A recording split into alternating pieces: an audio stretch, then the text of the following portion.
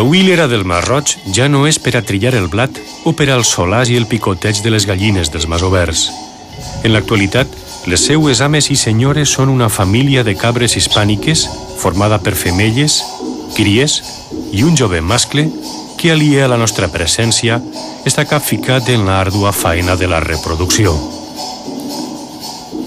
Les cabres hispàniques inicien l'època del cel al final de la tardor i el començament de l'hivern.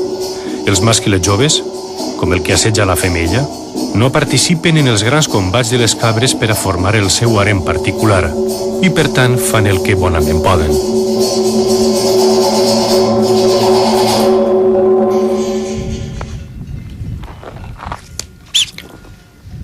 El casalici del Mar Roig va ser una construcció imponent i diferent de la resta de masos de la contornada. L'arc de mig punt de l'entrada principal i els cantons solis de l'edifici central així ho testimonien. La Casa Roja va quedar deserta de vida masovera ja fa més de 35 anys.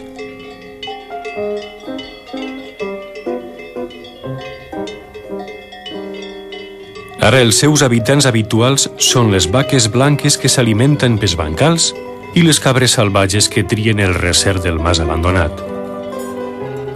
Per terres de Terol s'acosta veloç una nevada impulsada pel vent, mentre per l'oest el sol fa les últimes ullades abans de la posta.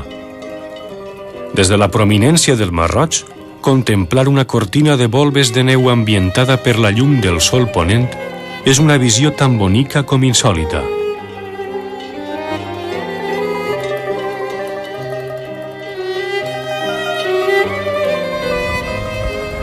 El barranc del Mar Roig, fresc, humit, rar i escàs, es prepara per a encarar un altre hivern de gelades contínues, mentre el bosc desordenat va conquistant-lo a poc i en veu baixa.